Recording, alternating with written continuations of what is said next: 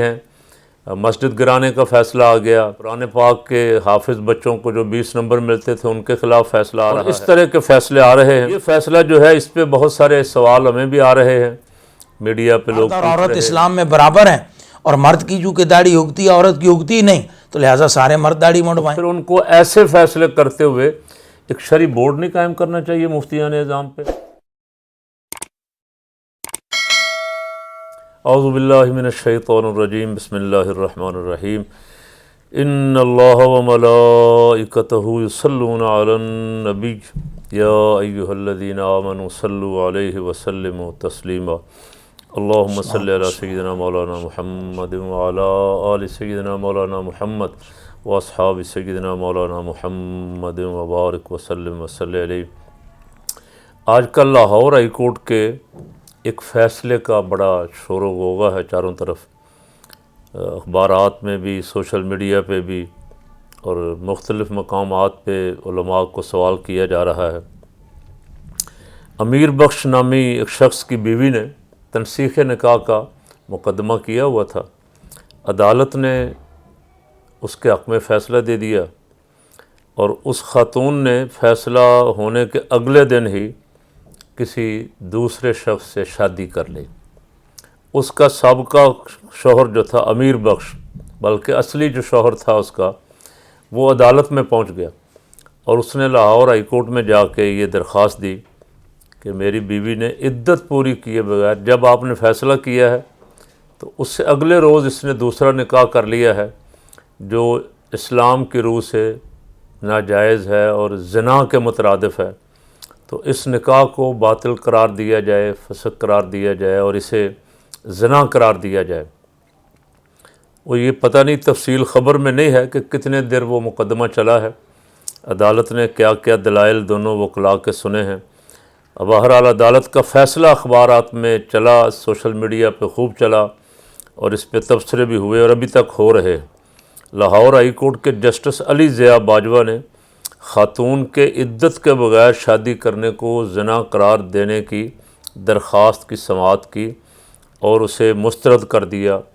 اور کہا کہ اسلام عورت کو حقوق دیتا ہے، مرد کے برابر دیتا ہے۔ کوئی شک نہیں ہے اس میں کہ اسلام نے عورت کو بہت سارے حقوق دیے ہیں، لیکن نکاح کے مسائل تو قرآن پاک میں بڑی تفصیل کے ساتھ، سورہ بقرہ میں بھی، سورہ آل عمران میں، سورہ نساء میں، خاص کر کے سورہ بقرہ میں دوسرے سپارے میں تو بہت تفصیل کے ساتھ کئی رکوع ہیں اس پہ، ان میں احکامات بیان ہوئے ہیں۔ تو ہمارے جج صاحبان پتہ نہیں کچھ آج کل فیصلے آ رہے ہیں، مسجد گرانے کا فیصلہ آ گیا، قرآن پاک کے حافظ بچوں کو جو 20 نمبر ملتے تھے ان کے خلاف فیصلہ آ رہا ہے، اور اس طرح کے فیصلے آ رہے ہیں۔ یہ فیصلہ جو ہے اس پہ بہت سارے سوال ہمیں بھی آ رہے ہیں، میڈیا پہ لوگ پوچھ رہے ہیں، اور میڈیا اپنی مرضی سے جس طرح کے چاہ رہا ہے چلا رہا ہے۔ تو الحمدللہ ہمارے پاس آج خوش قسمتی سے استاذ العلماء حضرت قبلہ مفتی تصدق حسین صاحب دامت برکاتہم العالیہ تشریف فرما ہیں۔ ان سے ہم بھی سوال کرتے ہیں تاکہ آپ حضرات کی بھی سب کی تشفی ہو جائے کہ عدت پوری کیے بغیر اگر کوئی خاتون نکاح کر لیتی ہے، اسلام نے ظاہر ہے عدت مقرر فرما دی، قرآن پاک میں اس کا حکم ہے۔ اگر عدت پوری کیے بغیر کوئی عورت شادی کر لیتی ہے کسی دوسرے مرد سے، تو قرآن و سنت کی روح سے اس کا کیا حکم ہے؟ مفتی صاحب سے عرض کرتے ہیں، ارشاد فرمائیں۔ بسم اللہ الرحمن الرحیم۔ جس طرح قبلہ قاری صاحب نے یہ ذکر کیا کہ آج کل ہر جگہ پہ اسی فیصلے کا بہت چرچہ ہے، تو اصل میں وجہ یہ ہے کہ یہ فیصلہ جج صاحب نے شرعی قرآن و سنت کے خلاف دیا، جس وجہ سے پورے عالم اسلام میں اضطراب اور تشویش کی لہر دوڑ گئی۔ قرآن پاک میں اللہ تبارک و تعالیٰ نے، جیسا کہ قاری صاحب نے فرمایا، کہ متعدد مقامات پر ہر صورت عدت کی بیان کی، یعنی اگر عورت مطلقہ ہو، خاوند اس کا طلاق دے، تو اس میں قرآن پاک میں فرمایا والمطلقات یتربصن بانفسہن ثلاثۃ قروء۔ اب یہ مطلقہ عورت کی عدت بیان کر دی کہ 3 حیض۔ چلیں اس میں ٹیکنیکل اختلاف طہر کا یا حیض کا، یہ ایک الگ ایشو ہے، وہ ائمہ کا اختلاف ہے، لیکن 3 حیض تک عدت جو ہے یہ اللہ تبارک و تعالیٰ نے قرآن حکیم میں بیان فرمائی۔ اگر عورت بیوہ ہو جائے تو پھر اللہ تبارک و تعالیٰ نے فرمایا قرآن پاک میں کہ والذین یتوفون منکم ویذرون ازواجا یتربصن بانفسہن اربعۃ اشہر وعشرا، یعنی اگر وہ عورت بیوہ ہو جائے، اس کا خاوند فوت ہو جائے تو پھر 4 مہینے اور 10 دن اس کی عدت ہے۔ اور اگر عورت کو حیض ہی نہ آتا ہو یا ابھی وہ عورت بچی ہو، کم سن ہو، حیض کی عمر کوئی نہ پہنچی ہو، تو قرآن پاک میں اس کی عدت بیان کرتے ہوئے ثلاثۃ اشہر کے لفظ ہیں۔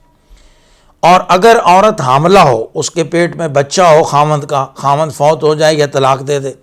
تو اس کے بارے میں قرآن پاک میں ارشاد ہوتا ہے وَأُولَاتُ الْأَحْمَالِ أَجَلَهُنَّ أَن يَضَعْنَ حَمْلَهُنَّ، یعنی حمل والی عورتوں کی عدت یہ ہے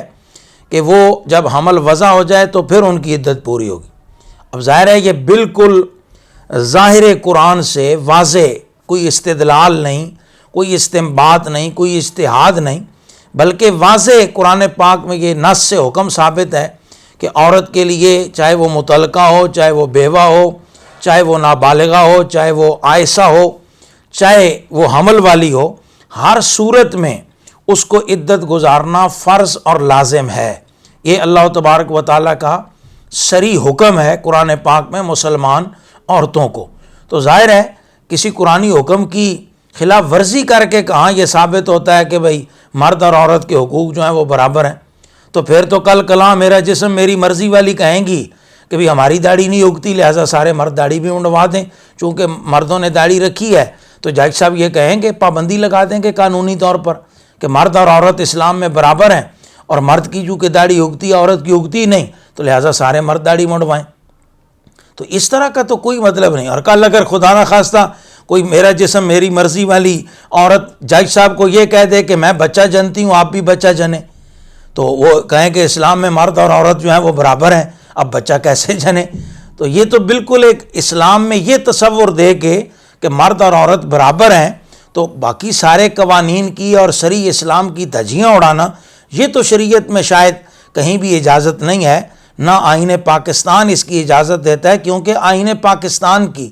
پہلی شک ہی یہ ہے کہ پاکستان کا ہر قانون جو ہے وہ قرآن و سنت کے مطابق ہوگا، اور اگر کبھی پارلیمنٹ بھی قرآن و سنت کے خلاف کوئی قانون یا بل پاس کر دے تو پاکستان کے شہریوں کو پاکستان کا آئین یہ حق دیتا ہے کہ وہ اس قانون کو اور اس بل کو ترمیم کروا کے جو ہے وہ واپس کروائیں کہ یہ بل اور قانون جو ہے وہ قرآن و سنت کے خلاف ہے۔ اب عدت کے دوران اگر عورت یہ کہ بھئی عدت، تو یہ بھی بڑا واضح حکم ہے، حتیٰ یبلغ الکتاب اجلہ، یعنی قرآن پاک میں اسی طرح جہاں عدت بیان ہوئی تو وہاں کا ولا تعصموا عقدۃ النکاح، کہ تم نکاح کی گرہ کو پکا نہ کرو، حتیٰ یبلغ الکتاب اجلہ، یہاں تک کہ وہ عدت پوری ہو جائے۔ تو اب ظاہر ہے دوران عدت نکاح بالکل اس قرآن پاک کی صریح آیت کی خلاف ورزی ہے۔ اب رہا یہ مسئلہ کہ اگر دوران عدت وہ عورت نکاح کر لیتی ہے تو شرعی حکم کیا ہے؟ تو بعض فقہا نے تو یہ لکھا ہے کہ اگر اس بندے کو پتہ ہو، عورت کو تو پتہ ہی ہے، بندے کو بھی پتہ ہو کہ بھئی اس کی عدت نہیں گزری یا یہ پہلے کی منقوع ہے، تو بعض فقہا اس کو حد بھی جاری کرتے ہیں کہ اس مرد اور عورت پر زنا کی حد بھی جاری کی جائے گی۔ زنا تو سب نے لکھا کہ بھئی نکاح باطل ہے، نکاح نہیں ہوگا اور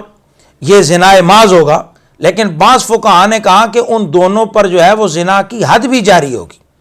اور اگر خاوند کو، یعنی جو بندہ شوہر شادی کر رہا ہے، نکاح کر رہا ہے، اس کو پتہ نہیں، وہ کہتا ہے کہ مجھے تو نہیں علم تھا کہ اس کی عدت پوری ہوئی کہ نہیں ہوئی، یا مجھے یہ خبر دی گئی کہ اس عورت کی عدت پوری ہو گئی، یا عورت کہتی ہے کہ میں مسئلے سے لا علم تھی، مجھے پتہ ہی نہیں تھا، تو پھر بھی وہ نکاح منعقد نہیں ہوا۔ اسے شریعت میں نکاح فاسد کہتے ہیں کہ یہ نکاح فاسد ہے، اور نکاح فاسد میں متارکہ ضروری ہے، چاہے بیوی کہہ دے چاہے جو ہے وہ خاوند کہہ دے، دونوں تفریق فی الفور ضروری ہے۔ تو یہاں عدالتی فیصلے میں جو سکم آیا، جو خلاف شرع فیصلہ ہے، وہ یہی جز ہے کہ جو عدالت نے کہا کہ مطلب زنا کی حد جاری نہیں ہوگی، اس میں تو ٹھیک ہے کہ شاید جج صاحب نے یہ پلی لی ہو یا اس سائل نے یہ کہا ہو کہ مجھے علم نہیں تھا کہ عورت کی عدت پوری ہو چکی ہے، تو جج نے پھر یہ کہہ دیا کہ بھئی اس پر حد زنا جاری نہیں ہوتی ہے، یہ زنا نہیں ہے، وہ تو کسی حد تک جو ہے وہ بات درست مانی جا سکتی ہے۔ لیکن آگے جو عدالت نے کہا کہ یہ نکاح ہو گیا، یعنی یہ بے قاعدہ نکاح صحیح لیکن نکاح ہو گیا، یہ میاں بیوی کی حیثیت سے رہ سکتے ہیں، یہ بالکل شریعت اسلامیہ کے خلاف ہے۔ عدالت کو چاہیے تھا، جج صاحب کو چاہیے تھا کہ وہ اس کے بعد جو پہلا فیصلہ یا پہلی جزی لکھی، اس کے بعد آگے ان کے خلاف تعدیبی کارروائی کرتے، ان کو کوئی سزا دیتے، علماء سے مشاورت کرتے، اور عدت کے دوران جو نکاح ہوا تھا اس پر کوئی جرمانہ اور سزا عائد کرتے، تاکہ لوگوں کو یہ تنبیہ ہوتی کہ یہ جرم ہے اور یہ سزا ہے۔ اور یہی وہ مسئلہ ہے کہ جس کی وجہ سے پورے ملک میں تشویش اور اضطراب کی لہر دوڑی ہے، اور مسلمانان عالم پریشان ہیں کہ یہ اس طرح اسلامی مسائل کے ساتھ جو ہے وہ کس طرح کھلواڑ کیا جا رہا ہے۔ ویسے تو قبلہ مفتی صاحب، یہ اسلامی جمہوریہ پاکستان ہے، یہاں جج ہونا ہی وہ چاہیے جو قرآن و حدیث کے علم سے واقف ہو، خصوصاً جو بندہ فیصلے کر رہا ہے، شرعی فیصلے کر رہا ہے، اس سے فقہی علم بھی مکمل ہونا چاہیے، مفتی کا علم بھی ہونا چاہیے اس کے پاس کہ وہ فتویٰ دینے کی پوزیشن میں ہو۔ اگر ایسا نہیں، خدا نخواستہ کچھ جج جو ہیں وہ شرعی علم سے بے بہرہ ہے، تو پھر ان کو ایسے فیصلے کرتے ہوئے ایک شرعی بورڈ نہیں قائم کرنا چاہیے مفتیان نظام پہ کہ ان سے فتویٰ لکھوائیں، اس کے مطابق جج صاحب فیصلہ کر دیں؟ جی بالکل نہیں، قوانین تو قبلہ کاری صاحب موجود ہیں، وفاقی شرعی عدالت ہے، اسلامی نظریاتی کونسل ہے، پارلیمنٹ ہے، لیکن اصل میں جو فضا بنا دی گئی ہے کہ علماء اور اسلام کا بجٹ بھی زیرو ہے اور کردار بھی زیرو ہے، لیکن ہر الزام اور ہر جو ہے وہ مسئلے کا جو الزام ہے وہ علماء اور اسلام پر تھوپ دیا جاتا ہے۔ اصل میں سوچ اور فکر کی بات ہے، یہ جو بات آپ نے فرمائی یہ بالکل 100% درست ہے کہ ایک شرعی بورڈ بنانا چاہیے، یا کم از کم جج صاحب جو ہیں جب وہ اسلامی مسئلے پر، خاص طور پر کسی فقہی جزی پر یا کسی شرعی مسئلے پر انہوں نے فیصلہ لکھنا ہو، تو کم از کم لاہور ہائی کورٹ، تو لاہور میں بہت بڑے بڑے ادارے ہیں، ہر مکتبہ فکر کا ادارہ موجود ہے، تو ہر مکتبہ فکر کے کچھ جو ذمہ دار علماء ہیں جہاں مفتیان نظام بیٹھے ہوئے ہیں، وہاں وہ ایک سوال کسی بھی سائل کو بھیج دیں اور وہاں سے جو جواب آئے اس کے مطابق فیصلہ لکھ دیں، تو میرے خیال میں یہ بہت بورڈ کے بغیر بھی، یعنی یہ ایک بہت اچھی سبیل بن سکتی ہے۔ لیکن شاید جج صاحب پتہ نہیں کیوں اس طرف نہیں گئے، اور انہوں نے مطلب اس ایک شرعی مسئلے میں اتنی لاپرواہی کا مظاہرہ کرتے ہوئے فیصلہ لکھ دیا۔ گزارش یہ ہے ہماری ذمہ دار اداروں سے، خصوصاً اپنی جوڈیشری سے، کہ ایسے فیصلے دیتے ہوئے قرآن و سنت کو پیش نظر رکھیں، اپنے ملک کے آئین کا پاسداری کریں۔ یہ اسلامی ملک ہے، اس میں مسجد گرانے کا فیصلہ آئے گا تو دنیا کے سامنے ایک مذاق بنے گے، ہم لوگ کہیں گے کہ یہ باہر مسجد گرانے پہ تو بڑا شور شرابہ کرتے ہیں، ہلا گلا کرتے ہیں، جلوس نکالتے ہیں،